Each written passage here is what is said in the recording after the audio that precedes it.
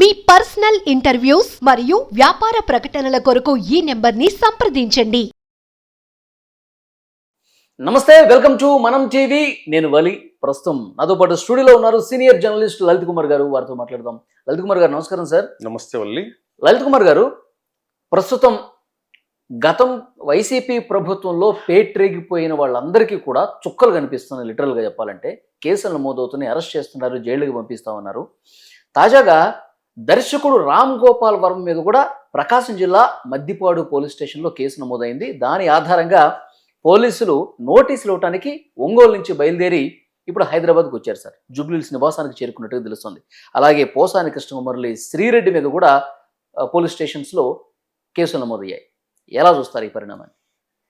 వినాశకాలే విపరీత బుద్ధే అని ఏదైతే ఉందో ఆ విధంగా గత 5 సంవత్సరాలు వీళ్ళు చేసిన అరాచకం ఎలాంటిదంటే, సోషల్ మీడియా ద్వారా రామ్ గోపాల్ వర్మ ఒక సినిమాకి సంబంధించిన డైరెక్టర్, సినీ రంగానికి చెందినవాడు. పోసాని కృష్ణమురళి సినీ రంగమే, శ్రీరెడ్డి సినీ రంగమే. పెద్ద ఫుల్ ఫ్లెడ్జ్డ్ పొలిటీషియన్స్ ఏం కాదు వీళ్ళు. అవును.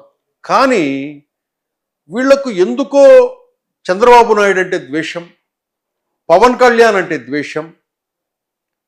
అట్లా వీళ్ళు ఏం చేశారంటే గత 5 సంవత్సరాలుగా జగన్మోహన్ రెడ్డి గారితో చేరుకొని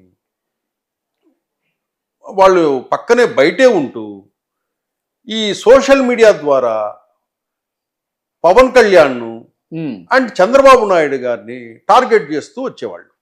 అట్లాగే ఈ ఆర్జీవి కూడా, రామ్ గోపాల్ వర్మ గారు కూడా తన ట్విట్టర్లో ఎప్పుడు వారానికి 1-2 సార్లు చంద్రబాబు నాయుడు గారిని కౌంటర్ చేయటము, పవన్ కళ్యాణ్ గారిని కౌంటర్ చేయటము, అది ఆ సెటైరికల్లో కూడా కొంచెం ఇబ్బందికరంగా ఉండే విధంగా చేసేవాడు. ఇంకా పోసాని కృష్ణమురళి అంటే చెప్పనవసరం లేదు.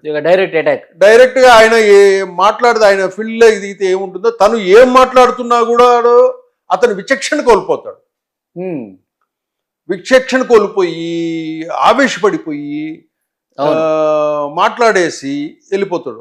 మళ్ళీ ఏదో కొద్ది రోజులు ఆగేస్తే మళ్ళీ 10 రోజుల నుండి మళ్ళీ వస్తాడు. ఈ అమ్మాయి శ్రీరెడ్డి అని, ఆ అమ్మాయి సినీ రంగానికి చెందింది. ఆ అమ్మాయి మన హైదరాబాద్లో ఏమి ఇష్యూస్ చేసిందో అన్నీ తెలిసిందే.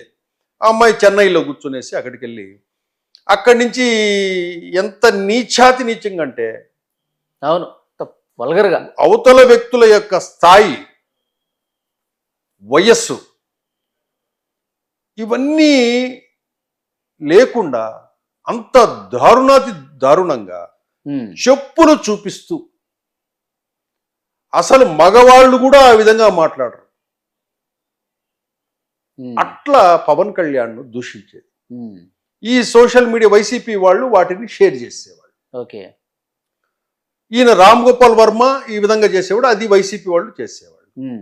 ఇంకా పోసాని కృష్ణమురళి అంటే కనుక డైరెక్ట్ వాళ్ళ ఛానల్స్ లోనే పెట్టేసుకొని మళ్ళీ బిట్స్ కట్ చేసి అంటే సార్ ఇప్పుడు వీళ్ళ ముగ్గురికి ఏ లబ్ధి లేకుండా వాళ్ళకి ఎందుకు ఇట్లా విమర్శలు చేశారంటారు?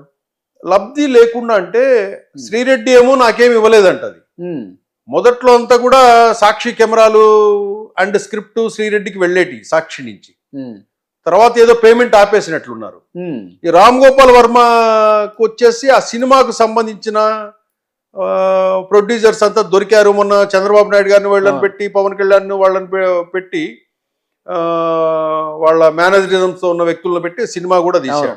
మీరు ఈ లైన్ తో సినిమా తీయండి, మీకు ఇన్ని కోట్లు ఇస్తాం. ఇన్ని కోట్లు అంటే మీకు ఇది సినిమా ఎక్స్పెండిచర్ ఇది అట్లా. ఇది మళ్ళీ పోసాని కృష్ణమురళికి మనం దానికి పోస్ట్ కూడా ఇచ్చారు. అవును, పదవి ఇచ్చారుగా, పదవి సినిమాకు సంబంధించి. అవును, ఇట్లా బెనిఫిట్స్ అనేది, బెనిఫిట్స్ లేకుండా ఎవరు ఆ పని చేయరు.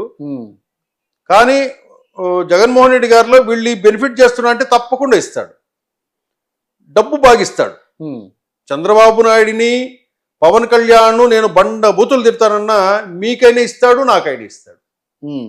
జగన్మోహన్ రెడ్డి దగ్గర ఆ ఖచ్చితత్వము అది చాలా బాగుంది. సార్ ఇప్పుడు రామ్ గోపాల్ వర్మ గారు తీసే సినిమాలు కావచ్చు, పోసాని మాట్లాడే మాటలు కావచ్చు మీడియాలో, తర్వాత శ్రీరెడ్డి సోషల్ మీడియాలో చేసే ఈ వ్యవహారం, ఇవన్నీ చూసి జగన్మోహన్ రెడ్డి గారు చాలా బాగా ఎంజాయ్ చేస్తారంట, నిజమేనా?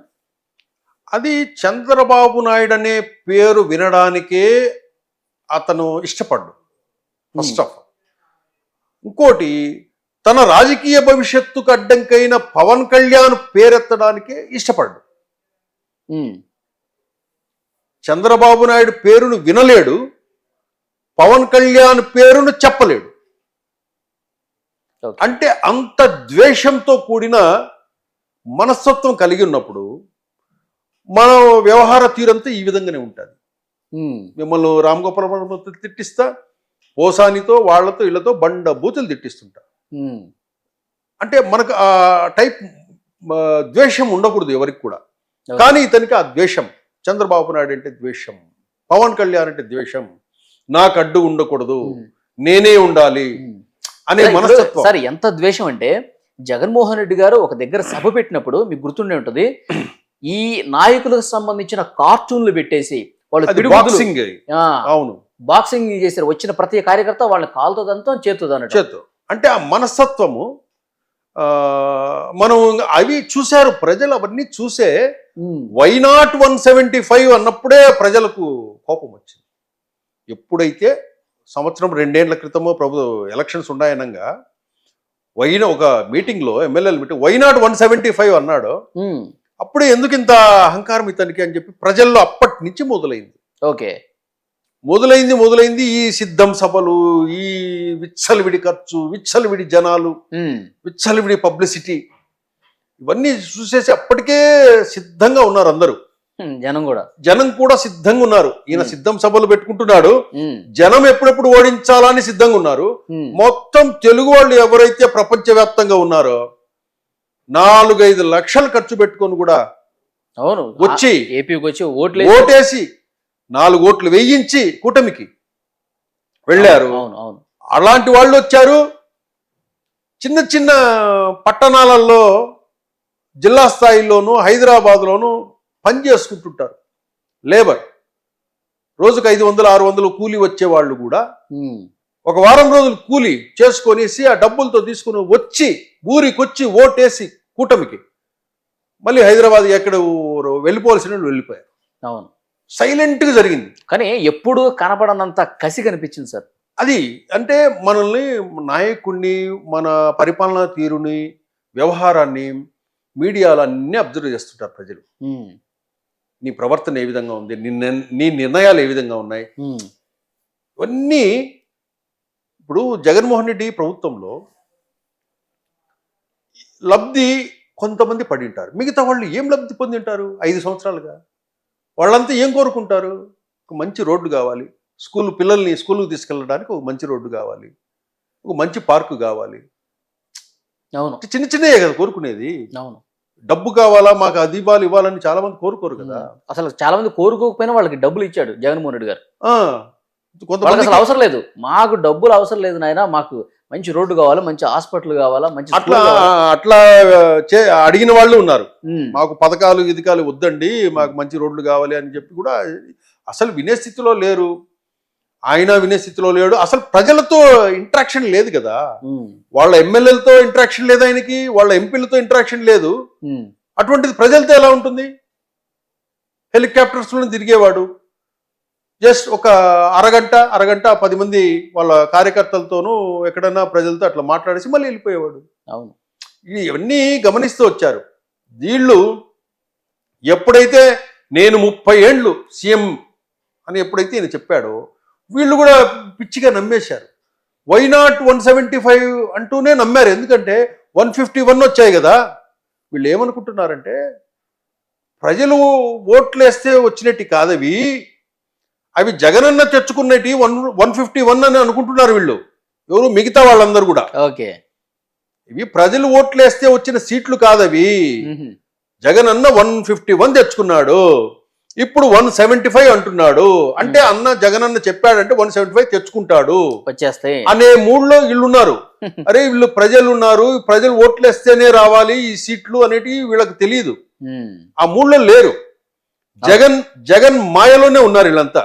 ఆ మాయలో ఉండి ఏం చేశారంటే చెయ్యరాని తప్పులన్నీ చేసి ఈరోజు చట్టపరంగా కేసుల్లో ఇరుక్కొని అందరూ వరుసగా పోతున్నారు. ఇప్పుడు ఈ ముగ్గురిని కూడా ఎక్కడున్నా సరే అరెస్ట్ చేసేస్తారంటారా? మస్ట్ గా. ఎందుకంటే రామ్ గోపాల్ వర్మని అరెస్ట్ చేస్తారని రామ్ గోపాల్ వర్మకు తెలుసు, పోసాని కృష్ణమురళిని త్వరలో అరెస్ట్ చేయబోతున్నారని పోసానికి తెలుసు, శ్రీరెడ్డికి వారం క్రితమే తెలిసింది నన్ను అరెస్ట్ చేస్తారు అని. అందుకే దండం పెట్టిందంటారా?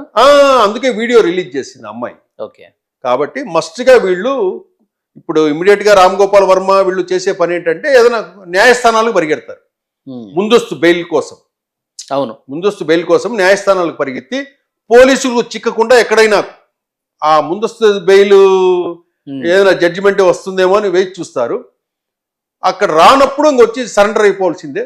అవును. భార్గవ్ రెడ్డి కూడా ఇంకో విషయం ఏంటంటే ఇక్కడ ఇప్పుడు వీళ్ళ మీద ఒకటో రెండు కేసులో కాదు, ఎవరైతే ఈ పోస్టింగ్ల వల్ల ఇబ్బందులు పడిన వాళ్ళు ఎవరైనా కామన్ పీపుల్ కూడా కేసు ఫైల్ చేయొచ్చు.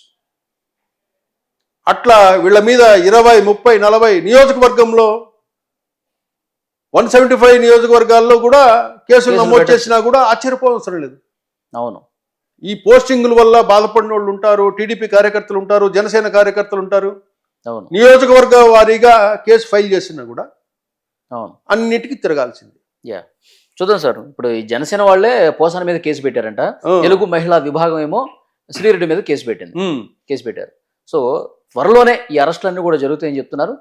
మనము ఈ విషయంతో మనం తెలుసుకోవాల్సింది ఏంటంటే సోషల్ మీడియా అంటే మొన్నటి వరకు ఏదంటే ఇది చేస్తే ఎవరు చూస్తారులే, పోస్ట్ ఒక రోజు అయిపోయింది, ఆ పోస్ట్ ఎవరు పట్టించుకుంటారనమో, లేదా ఆ పోస్ట్ పెట్టేసి 1 డే తర్వాత తీసేద్దాంలే అని లైట్గా తీసుకున్నారు చాలామంది. ఇది ఒక గుణపాఠం. సోషల్ మీడియా పవరు ఏదంటే అది మనం ప్లాట్ఫామ్స్ మీద పెట్టకూడదు. అసలు ఐటీ చట్టాలు కఠినంగా ఉంటాయనే విషయం కూడా చాలా మంది తెలియదు. కాబట్టి ఇప్పుడైనా కూడా ఎవరైనా ప్రజల్లో ఎవరైనా కానీ, రాజకీయ పార్టీల్లో సోషల్ మీడియాలో పనిచేసే వాళ్ళు కానీ, రాజకీయ పార్టీల కార్యకర్తలు కానీ, అభిమానులు కానీ ఎవరైనా కూడా మీరు ఏదైనా చంద్రబాబు నాయుడునో, పవన్ కళ్యాణ్నో, జగన్మోహన్ రెడ్డినో, ఇంకా బీజేపీ వాళ్ళు ఎవరినైనా కూడా, ప్రధానమంత్రినో, అమిత్ షాను ఎవరినైనా కూడా మీరు ఏదైనా అడగాలనుకున్నా, ఏదైనా చెప్పాలనుకున్నా రెస్పెక్ట్ఫుల్గా పోస్ట్ చేయండి, ట్యాగ్ చేయండి. అవును. మీకేం కావాలనో, మీ ఊరికి ఏం కావాలనో, మీ రాష్ట్రానికి ఏం కావాలనో ట్యాగ్ చేయండి. ఓకే. అది ఒక పద్ధతిగా ఉండాలి ఏది కూడా. అవును. నాయకుడు చెప్పాడు కదా అని చెప్పి ఇష్టం వచ్చినట్టు వీళ్ళని ఎవరు కాపాడలేడు. ఎవరు కాపాడు. అసలు జగన్మోహన్ రెడ్డి గారు ఎక్కడున్నారు ఇప్పుడు? జగన్మోహన్ రెడ్డి గారు ఎక్కడున్నారు? ఈరోజు వైసీపీకి సంబంధించిన సోషల్ మీడియాలో యాక్టివిస్టులంతా అరెస్ట్ చేస్తున్నారు. రేపో మొన్నాడో సజ్జల భార్గవ రెడ్డిని కూడా అరెస్ట్ చేయబోతున్నారు. ఇంకొక అతను ఎవరో అర్జున్ రెడ్డి ఉన్నాడు, జగన్మోహన్ రెడ్డి బంధువు, ఆయన్ను అరెస్ట్ చేయబోతున్నారు. అరెస్టులు జరిగిన తర్వాత వాళ్ళు జైలుకి పోయిన తర్వాత అప్పుడు కలవడానికి పోతాడు జైలుకి. అది కూడా ఒక పబ్లిసిటీ స్టంట్ లో భాగంగా. అంటే ఇక్కడ ఇది ఏమవుతుందంటే వీళ్ళు దీనివల్ల సాధించింది ఏంటి? మీరు చేసుకున్న చేష్టల వల్ల ఆయన జగన్మోహన్ రెడ్డి గారు ఏమనుకున్నాడంటే తాను సీఎం అయినాను, ఒక రాష్ట్రానికి నేను సీఎం అయినాను అనే మూడ్లో లేడాయన. నేను ఒక ఆర్ట్స్ కాలేజీకి స్టూడెంట్ యూనియన్ లీడర్గా చైర్మన్ అవుతాడు. ఆర్ట్స్ కాలేజీలో ఎలక్షన్స్ పెడతారు కదా, పెట్టినప్పుడు ఆ ఆర్ట్స్ కాలేజీకి చైర్మన్ పోస్టుకు పోటీ చేసి గెలుస్తారు. అట్లా కాలేజీకి నేను చైర్మన్ అయినాను అనుకున్నాడు, ఒక డిగ్రీ కాలేజీకి. ఆ విధంగా మూడ్లో ఉండి ఆయన ఈ రాష్ట్రాన్ని పరిపాలించాడు. ఒక రాష్ట్రానికి సీఎం నేను అసలు ఆంధ్రప్రదేశ్ అంటే ఫస్ట్ మనకు ఇండియాలో అదొక గుర్తింపు కలిగిన రాష్ట్రం. వాళ్ళ నాన్నగారు ముఖ్యమంత్రిగా పనిచేసిన రాష్ట్రం. ఆ రాష్ట్రానికి నేను సీఎం అయినాను అంటే కనుక అది ఎంతో అదృష్టం ఆయనకి. అటువంటిది ఆయన ఎట్లా పరిపాలించి అదేదో కాలేజీలో ఒక యూనియన్ లీడర్, ఒక స్టూడెంట్ యూనియన్ లీడర్గా చైర్మన్ అయితే ఎలాగా ఉంటుందో ఆ విధంగా వ్యవహారం చేసుకుంటూ వచ్చారు. తను నష్టపోయాడు. తనను నమ్మి తన వెంట నడిచిన వాళ్ళు కూడా ఈరోజు జైల్లో పాలవుతున్నారు. అవును సార్. ఇప్పుడు లేటెస్ట్ అరెస్టులు జరిగే అవకాశం కనిపిస్తుంది. ఇంతకుముందు మనం మాట్లాడుకున్నట్టు వర్మ గారు, పోసాని, శ్రీరెడ్డి. సో ఈ అరెస్టులు జరిగిన తర్వాత జగన్మోహన్ రెడ్డి గారి రియాక్షన్ ఎట్లా ఉంటుంది, ఆ తర్వాత మళ్ళీ మనం ఒకసారి మాట్లాడదాం sir. Thank you very much Lalit గారు.